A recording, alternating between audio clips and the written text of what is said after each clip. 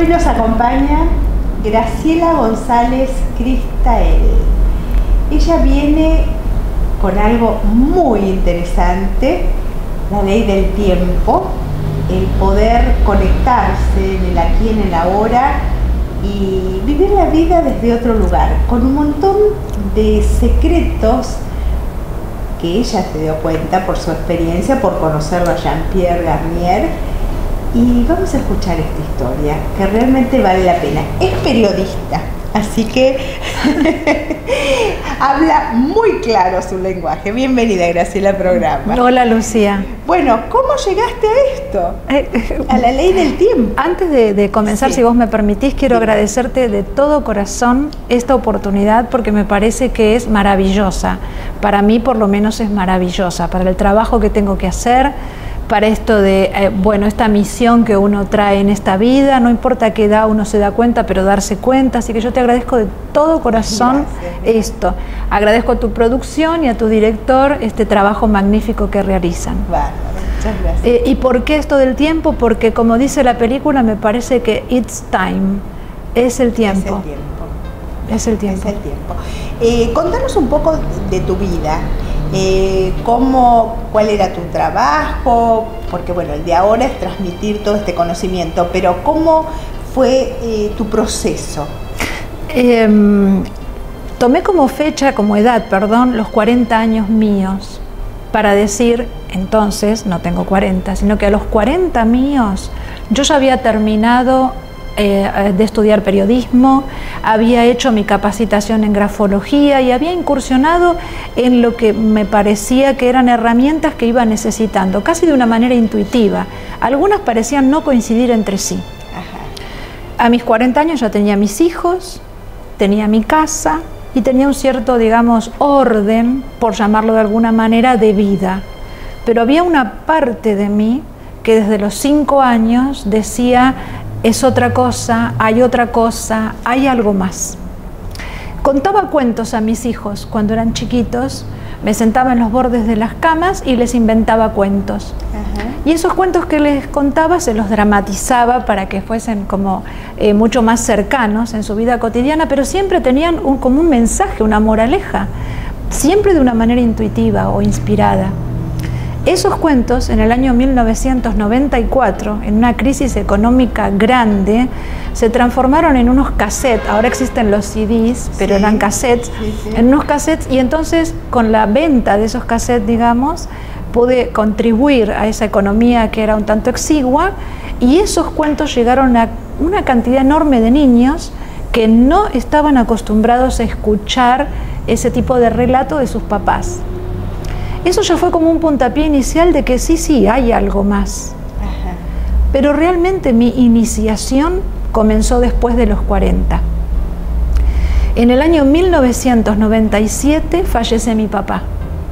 Cuando fallece mi papá me toca un evento que nunca vivido hasta ese momento, que es entrar cuando ya fallecido, no nos habían dejado estar en la sala de terapia intensiva, entrar cuando él ya estaba recién fallecido, anunciado por su médico. Nos permiten entrar a mi hermana, a mi madre y a mí.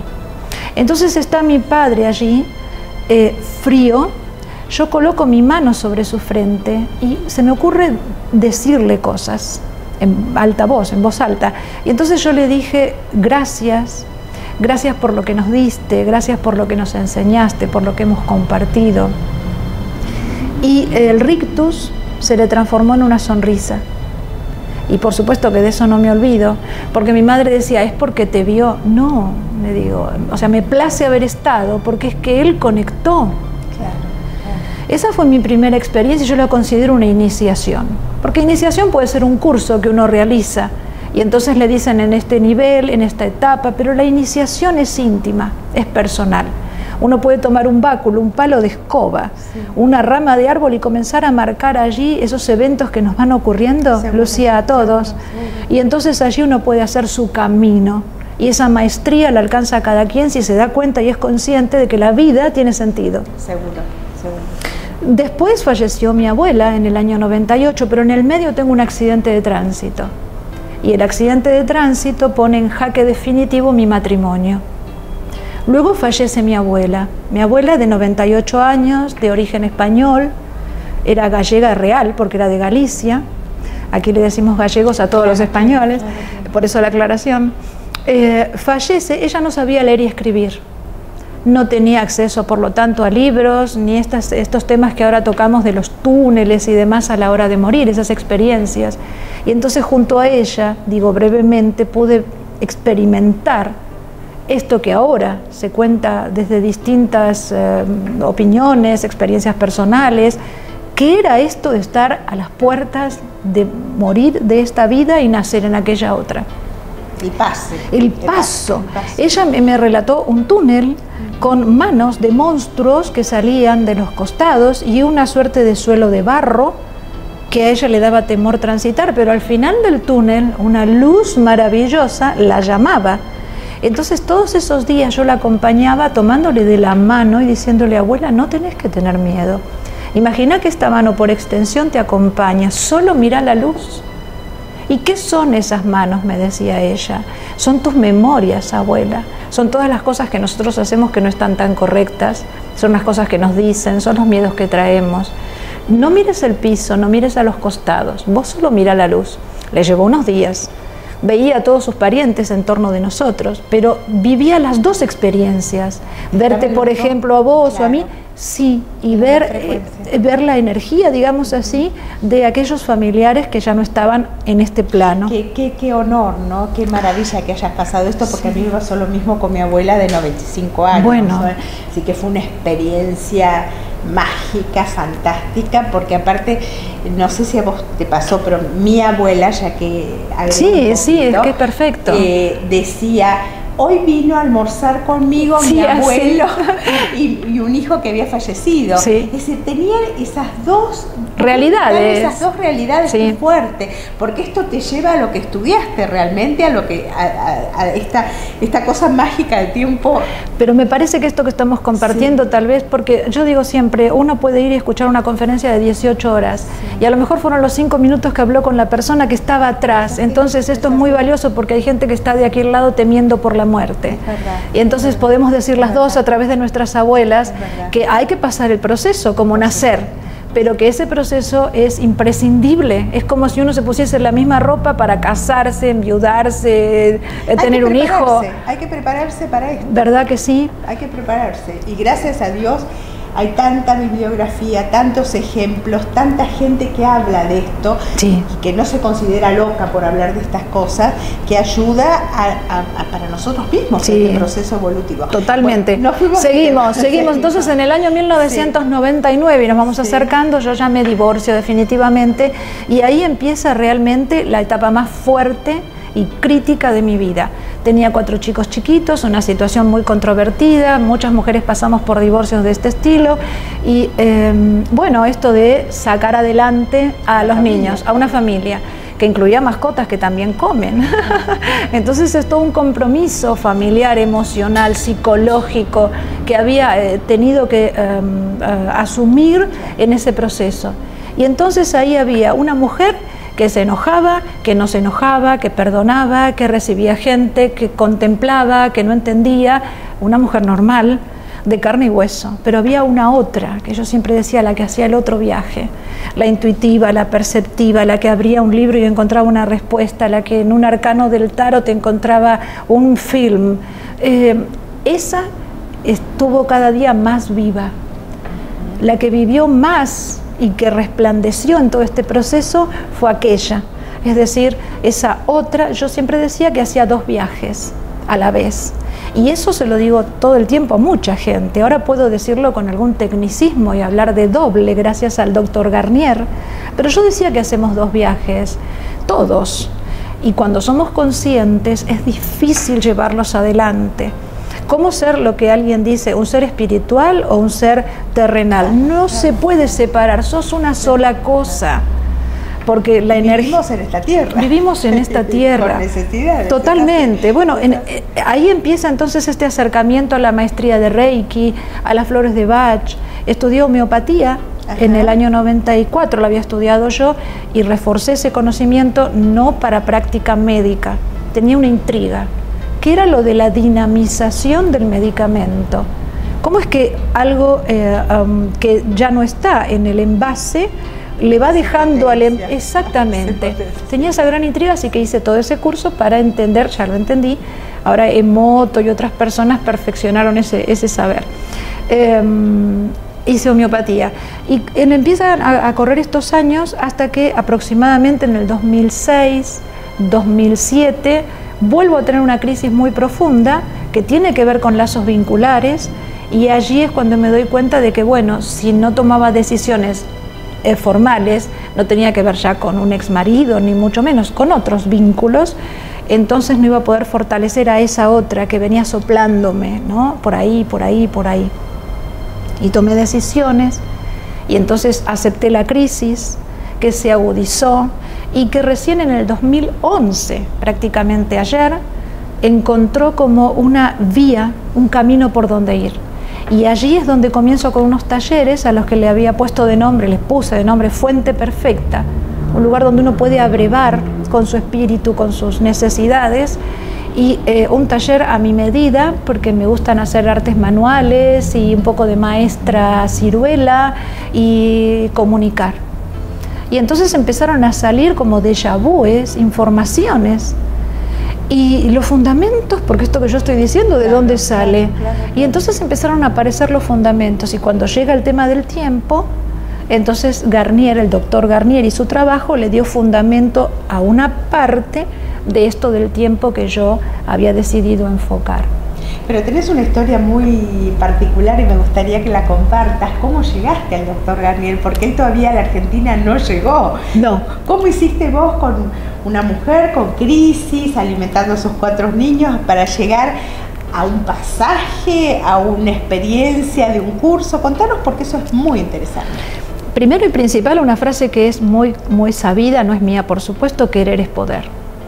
Cuando uno está deseando algo, convencido de que es bueno para uno y que va a ser bueno para otros, porque ¿a qué vinimos? A hacer servicio.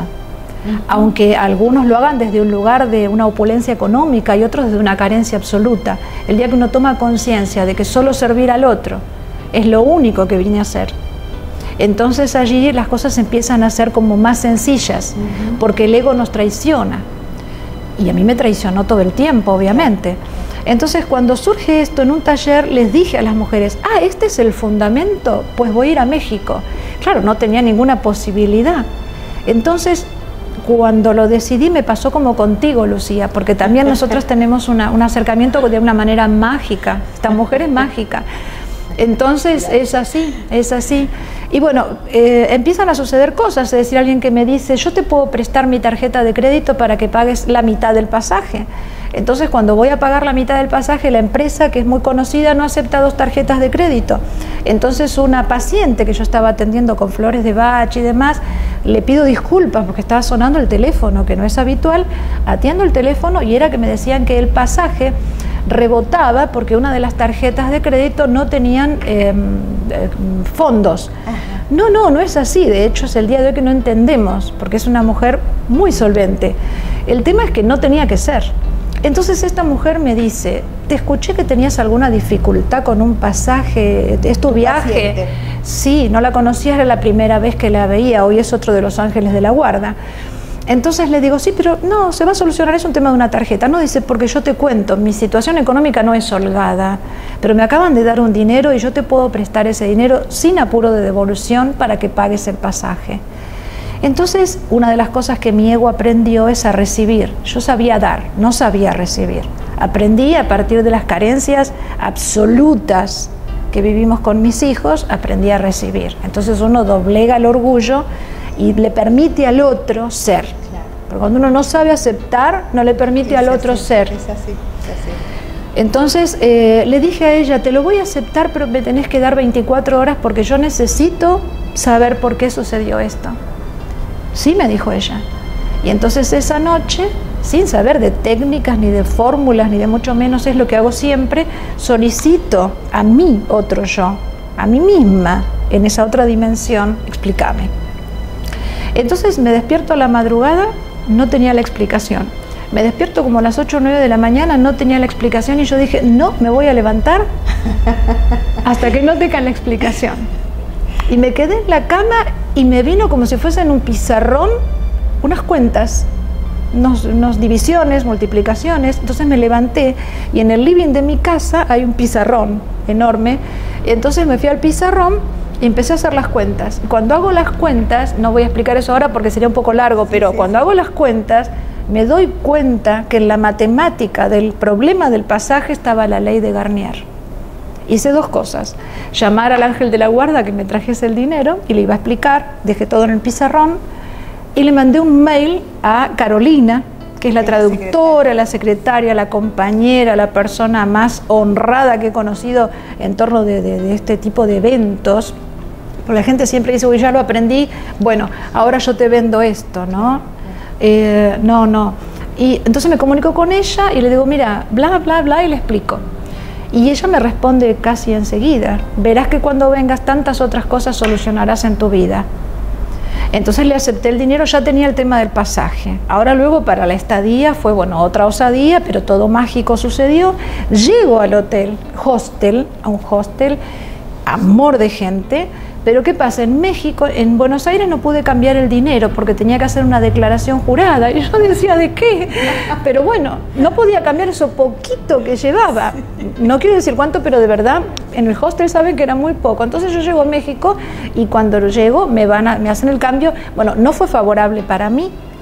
Entonces ya era desfavorable. Entonces llego al hostel con ese dinero y me dicen, bueno, una habitación en el hostel no le podemos dar porque con ese dinero no puede, pero tenemos habitaciones de 8 camas. Si usted se anima con 8 camas, yo voy a entrar mochilero, gente. Yo dije, bueno, a esta edad, ¿qué va a hacer? Habrá que experimentar de compartir la habitación, mujeres por un lado, varones por el otro.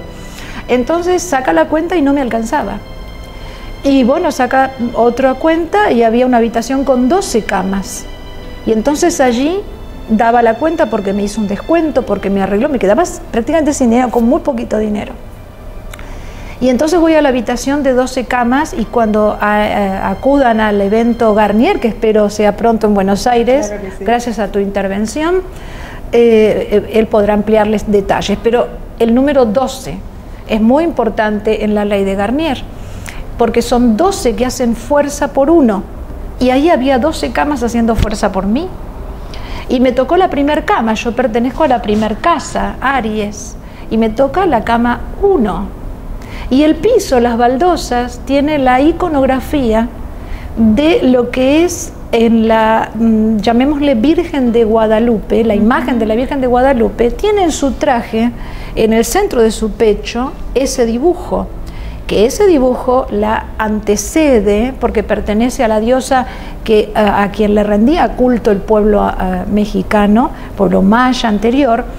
Ese símbolo luego lo veo en Teotihuacán, en la pirámide de la luna, dedicado a la mujer. Y hay unas fotos que yo difundo donde estoy yo con una ropa de color rosa, pero fundamentalmente porque me interesa la columna que está allí, donde están esos íconos. Y ahí hay otro tema que me emociona y que me di cuenta por qué había llegado hasta allí. O sea que me pude quedar de esa manera.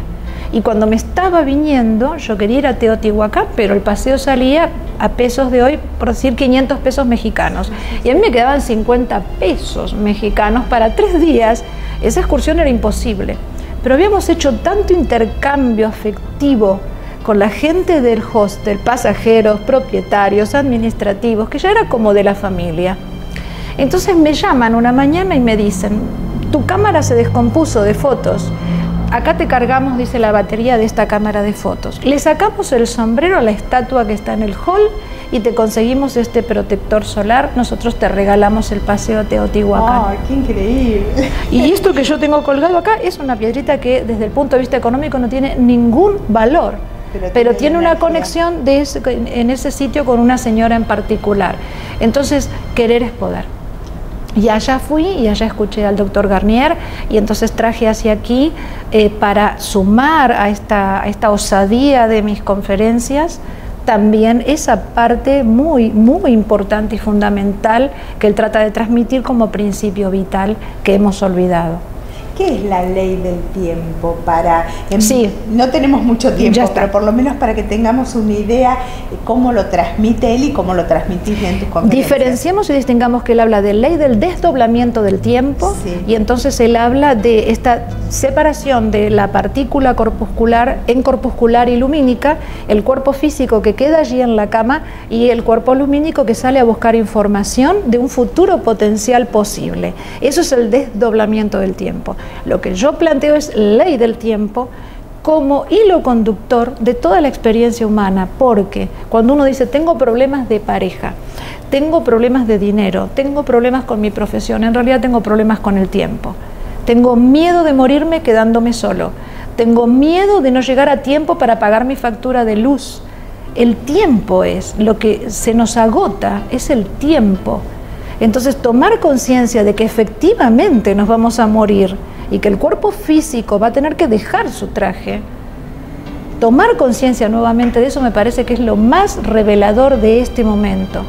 Real conciencia. Quiere decir que lo que uno provoca es, a través del miedo o a través de estas inseguridades, alargar situaciones que pueden darse mañana. Totalmente. Es decir, si uno limpia esa energía de miedo, de duda, de historia del pasado, de historia de miedos del futuro, en ese momento van acomodándose las cosas como para que pase lo que deseamos en nuestro ser interior aquí y ahora. Hay una realidad. Sí. Actualmente hay como más maestros que discípulos, más gurúes que seguidores, ¿no? Pero lo cierto es que no hay fórmula mágica. Negar que uno tiene una historia es imposible. Negar que sufre en el presente, Buda lo dijo, es imposible. Y negar de que vivimos mirando el futuro es imposible también. Entonces la idea de los encuentros que propongo es de realmente tomar conciencia de que asir el presente es casi imposible. Esto que nosotros estamos haciendo tiene un pasado y tiene un futuro. Este instante va a ser siempre, y repito, este instante, el presente eterno. Cada vez que veamos este video, claro, estamos allí, claro, la gente está allí. Pero asir el presente significa reparo algo de mi pasado, comprendo mi presente y trato de viajar al futuro y reparar un futuro potencial. Mi futuro existe. Decíamos, por ejemplo, lo del GPS, hoy con mi hijo, conversando de este tema, le decía, mira hijo, es como el GPS. El GPS es como un oráculo de bolsillo. Vos vas manejando, no manejo yo ahora, pero vas manejando y entonces tenés una señorita que te va diciendo en el idioma que vos elijas cómo está la ruta. ¿Y por qué te puede explicar cómo está la ruta? Porque hay 3 satélites que con 14.000 kilómetros de diferencia respecto de donde vos estás te dan la información. ¿Es adivino? Es tecnología. Si vos en este instante me estuvieses hablando desde las Pléyades, serías mi futuro lejano. Y vos me verías a mí como el pasado. Y el sincronismo es que Pléyades y Tierra están juntas. De esto más o menos se trataría. Súper interesante, me encantó, Graciela, tenerte, y yo le agregaría como un acento, ¿no? Comenzar a estar despiertos. Sí. Porque si uno está despierto, te pasan cosas lindas. Sí, ¿te acuerdas que compartíamos los otros días el tema del despertador? Exacto. O sea, uno vino a ser un despertador, y el despertador, ¿qué función cumple? Suena una alarma y te despertás. No te hace el café como nos hicieron ahora, ni te toma AUPA para vestirte, solo te despierta. Después queda la responsabilidad. Por supuesto. Gracias a vos. Gracias por compartir estos talleres con nosotros y bueno, lo mejor de lo mejor, trabajando desde la ley del tiempo.